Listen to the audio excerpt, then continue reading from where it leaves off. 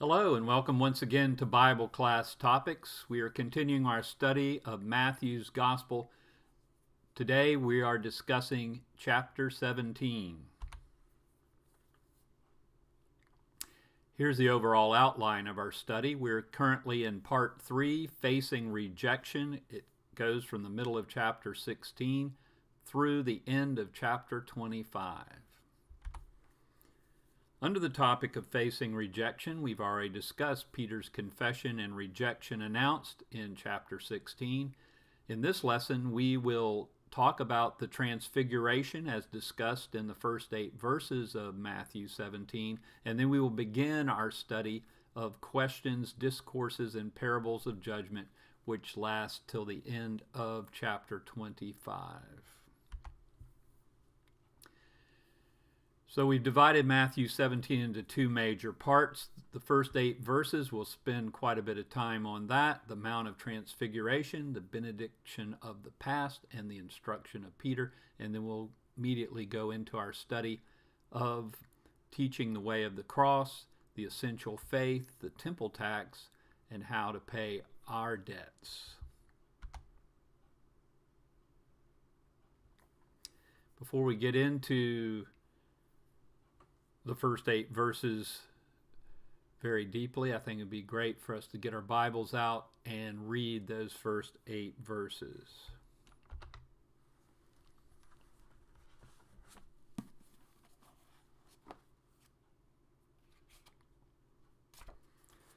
And after 6 days, Jesus took with him Peter and James and John, his brother, and led them up a high mountain by themselves. And he was transfigured before them, and his face shone like the sun, and his clothes became white as light. And behold, there appeared to them Moses and Elijah talking with him. And Peter said to Jesus, Lord, it is good that we are here. If you wish, I will make 3 tents here, one for you, and one for Moses, and one for Elijah. He was still speaking when, behold, a bright cloud overshadowed them. And a voice from that cloud said, This is my beloved Son, with whom I am well pleased. Listen to him. And when the disciples heard this, they fell on their faces and were terrified. But Jesus came and touched them, saying, Rise and have no fear. And when they lifted up their eyes, they saw no one but Jesus only. Perhaps the mountain being discussed here is Mount Hermon. It's located only 14 miles from Caesarea Philippi, where we last left Jesus and the disciples in chapter 16. The question, though, is why did Jesus make this trip up the mountain? You might want to pause and look at Luke 9:29. With the cross looming and Peter's great confession just made in the last few days, Jesus goes up the mountain to pray, praying for confirmation from his Father that what he was setting out to do was his Father's will. Well, is it God's will? Jesus always considered this question when making his earthly decisions. Do we also consider this when we make our earthly decisions? Is it God's will? When we pray, do we say, if it be your will? When we say that Jesus was sinless, what do we mean? Well, we mean he only did the will of his Father and never his own. This is why Jesus was sinless, and this is why we aren't sinless. Try as we might, we're going to make slip-ups in our lives, and we are not going to do the will of the Father, even no matter how hard we try. Thank goodness for his grace and mercy to forgive us of our sins. Both Moses and Elijah had their most intimate experience with God on a mountaintop. Moses received the tablets of the law on Sinai, and Elijah heard the still small voice of God while on Mount Horeb. I want to read a little something from Kenneth Chumbley. And he took this from Gardner's commentary on Matthew. In some ways, the Transfiguration echoes Moses' experience at Mount Sinai. Like Jesus, Moses ascends a mountain accompanied by 3 close associates. After 6 days, the divine voice speaks from the cloud of glory that covers the mountain. And when Moses later comes down from the mountain, his face is shining because of his intimate encounter with God. The prophets had foretold the return of Elijah as the forerunner. Jewish rabbis insisted that the Messiah would be accompanied by Moses. What were Moses and Elijah talking about? Once again, you might want to look at the Luke account in chapter 9 and verse 31. Well, they were talking about his departure. And from the Greek word, this means exodus. Well, where have we heard that word before? Obviously, the book of the Old Testament, the Exodus, concerned the escape of the Jews from Egyptian bondage. And now this Exodus of Jesus will include his death, his burial, and his resurrection, and his ascension. And him providing for our escape from our sins. To the Jews, Moses stood for the law and law-giving. Meanwhile, Elijah was considered the greatest of all the prophets. It would be much comfort to Jesus to send him on his exodus with the blessing of these 2 pillars of Judaism. Then to have this commendation sealed with the very voice of God himself. This is my beloved Son, in whom I'm well pleased. Hear you him. What did the luminous cloud represent to the Jews? They called it the Shekinah.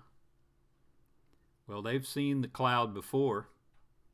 Think about Exodus chapter 13, chapter 40, chapter 34, and also mentioned in 1 Kings 8, 10, and 11, the pillar of cloud. And what resided in the pillar of cloud? The mysterious glory of God. And now, Peter, James, and John get to witness this very thing. Well, the prayer of Jesus is answered. Moses and Elijah agreed it was time for Jesus to conclude his exodus. The voice of his Father concurred. It was this experience that allowed Jesus to walk inflexibly toward the cross.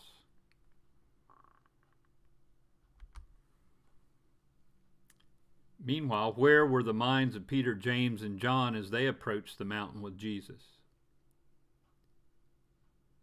Were they expecting to hear Jesus talk of the cross? Confirmed by 3 such great witnesses? Were they expecting to see Moses and Elijah and hear the very voice of God from a cloud? Peter, as always, needed to take the advice of Psalm 46:10, and he needed to be still. He needed to think through what was in his mind before he blurted it out. One commentator said this, and it's a beautiful quote. Before a man comes to his feet for adventure, he needs to go to his knees in wonder of God's glory. But Peter wanted to prolong the mountaintop adventure too long. Alan Hugh McNeill said this: the Mount of Transfiguration is always more enjoyable than the daily ministry or the way of the cross. The telling of this story is not for its own sake. It is there to clothe the carpenter's son with a radiance that could only belong to God's only begotten Son.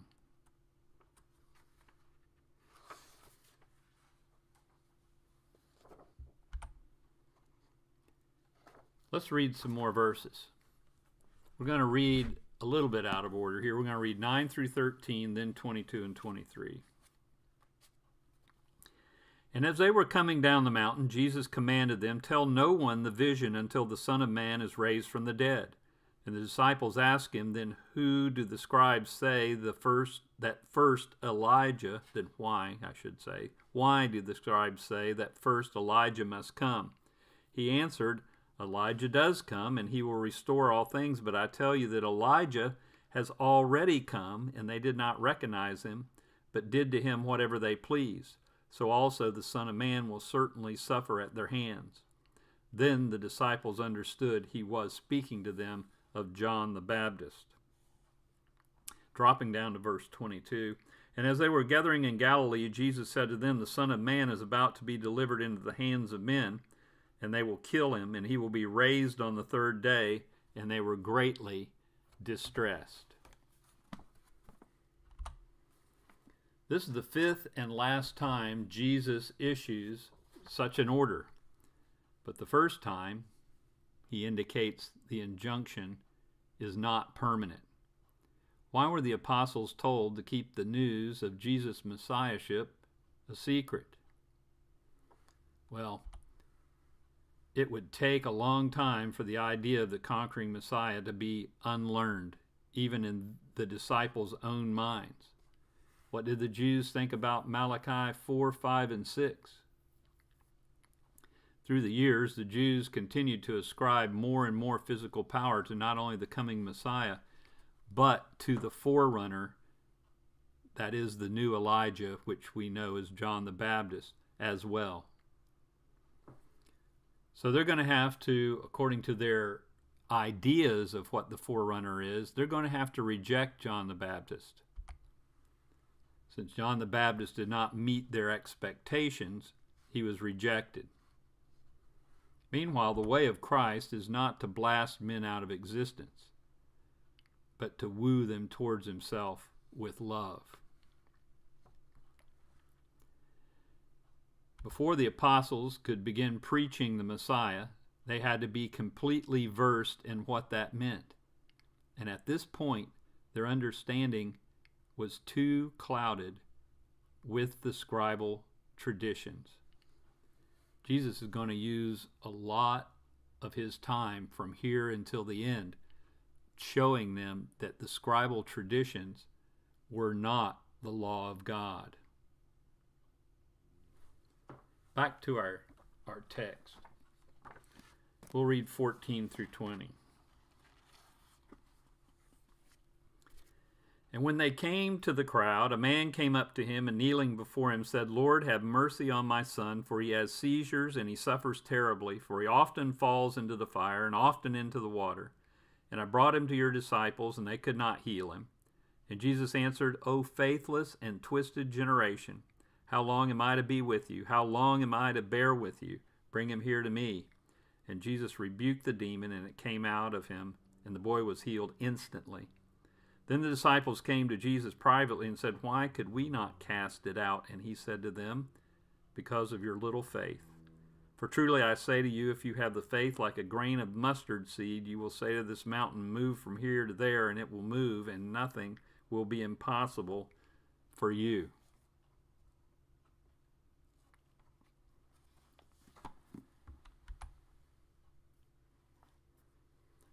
This is the essential faith. The essential faith that was still weak in the disciples. Jesus is confronted with an earthly problem and a practical demand. The heavenly glory of the mount, meanwhile, has barely receded before Jesus meets this confrontation. You can also read of this in Mark 9:14 through 29, and if you want to pause the video at this moment and go read that and then come back, that might be well for your study. Even though the disciples failed to heal the boy, the man's own doubt is relieved by their master. In our own day, many have lost faith in what passes for the church, but they still long for Christ. The constant demands made upon Jesus are many. He found his fellow man to be a nuisance. It's easy to feel Christ-like when engaged in worship, prayer, or Bible study. But to be truly a Christian, we must be willing to step out of our comfort zone and minister to others. We see the grief of Jesus here. How long must I be with you before you understand? Is basically what Jesus is saying. Patience is perhaps the foremost quality of the Father, the Son, and the Spirit. And it's also a quality that we, as we strive to be true Christians, must attempt with all of our heart to possess.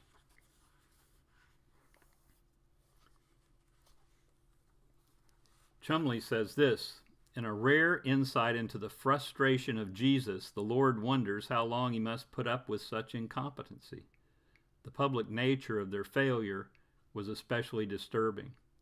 When Christians fail to reflect Christ, the negative fallout can be widespread, long-lasting, and a stumbling block to others.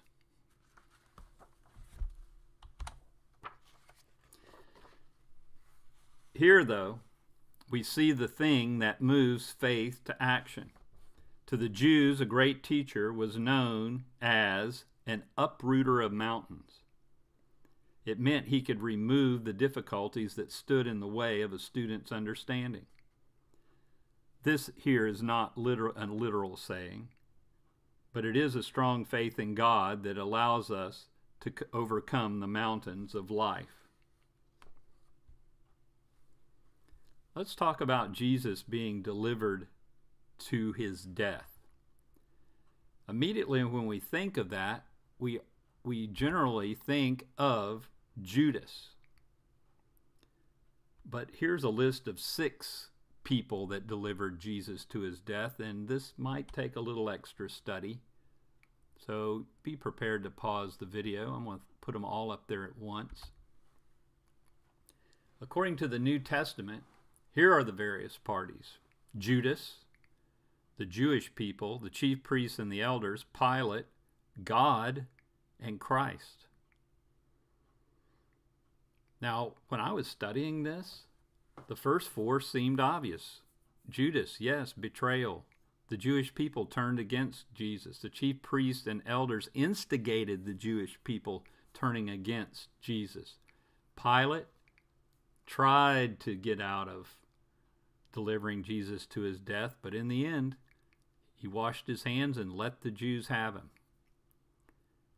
But further study shows us that, and reminds us really, that God delivered Jesus to his death, and Christ willingly went forward to his own death.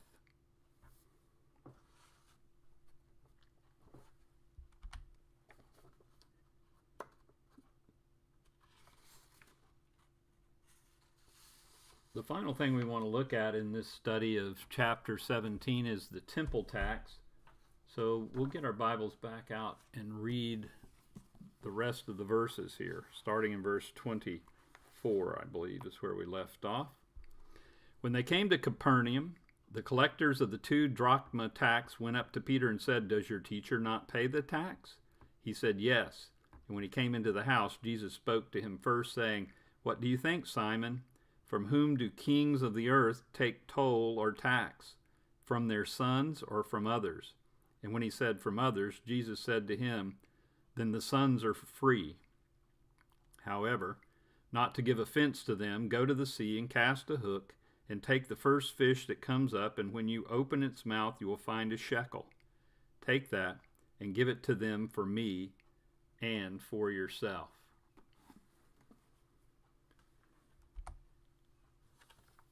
Why was the half-shekel temple tax implemented? You might want to go back and look at Exodus 30:13 to find out. It was equal to about 2 days' pay at that time, and it brought in about $150,000 in our money a year to the temple. On the 15th of Adar in the spring, Booths were set up in each town and village, and the tax was collected. Failure to pay the tax by the 25th of the month meant you had to travel to Jerusalem and pay the tax there during the Passover. Peter once again speaks ahead of his actual knowledge. They said, "Does your master pay the tax?" And Peter says yes, and then he goes and asks the Lord about it. Well, Jesus confirms Peter's answer this time. Yes, we are going to pay the tax. In these times, conquering nations generally conquered for the reason of subjugation. The subjugating king's own nation never paid the tribute. Jesus is asking Peter, if we're the true Israel, why should we pay the tribute? Or, more likely, kings might impose taxes on conquered nations or even their own nation, but their own personal families would be exempt. The temple was the house of God. Jesus was the Father's Son. Therefore, he should be tax exempt. Why then did Jesus agree to pay the tax? Well, he agreed to pay the tax to avoid placing a stumbling block. But who is this stumbling block possibly going to be placed in front of? Let's think about that for a moment.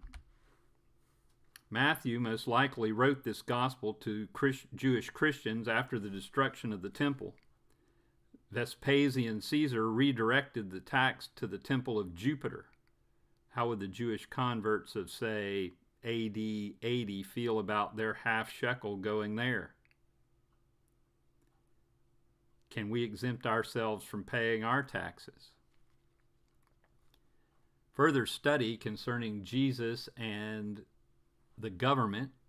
Also, you can study Paul's epistles as what he says about how we are to interact with the government, will tell us that we pay our taxes. If the government misuses those taxes, that's on them. But as citizens, we are dedicated to support our government and pay our taxes. We cannot exempt ourselves from that based on any teaching in the New Testament. Let's talk about how to pay our debts. Can we expect a miracle to help us pay our taxes? Can we go fishing and find our tax money in a fish's mouth? Well, we're living in a time that is beyond the reach of miracles. See 1 Corinthians, the letter there, and study up on why we're past those times.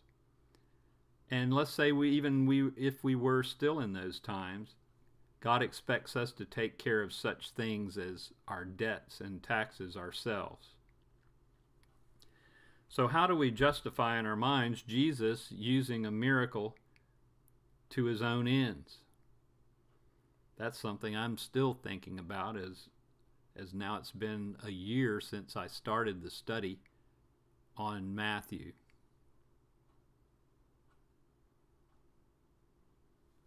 Here's what we do know. Life is not a series of obstacles that can be solved by catching random fish and finding random coins. Only a miracle could cause that to happen. In these days, the days of miracles such as these have passed. Let me finish by reading a few things that Chumbley has to say in his commentary, and then that'll bring our study of Matthew chapter 17 to a close. The means by which Christ arranged for payment is fascinating. Blomberg, in his commentary, calls this verse the strangest in Matthew's gospel. Peter is told to go fishing. This is the only New Testament reference, by the way, where fishing with a hook is used. Elsewhere, it's a net. So Peter's told to go fishing with the promise that the first fish he caught would have in its mouth a piece of money. namely a stater. It's a Greek silver coin, sometimes called a tetradrachmos, in other words, 4 drachma, and that would cover the amount owed by Christ and by Peter. In knowing Peter's thoughts, verse 25, and knowing he would catch a fish, and knowing the fish would have a coin in its mouth, and bring about the logistics of the event, namely getting Peter and the fish together, and in knowing the coin would exactly cover the tax owed by Peter and himself, Jesus gave a striking demonstration of his omniscience and omnipotence at a time when the disciples needed the reassurance that he was really in control. So this miracle of the fish and the coin and Peter and the tax money, etc., was not so much to teach us to go fishing to try to pay our taxes. It was to confirm to his disciples at that point in time that Jesus knew what was going on, that he was still in control, and the things that would quickly come after this are indeed the will of God. Thanks for studying with me today. Next time we'll begin our study of Matthew chapter 18. I'm still looking for subscribers to this channel. I would appreciate you hitting the subscription button below and the notification button. Also, give it a like or a dislike. Leave me a comment. Tell me whether you agree or disagree with points made in this lesson. Until we get together to study again next time, may God bless.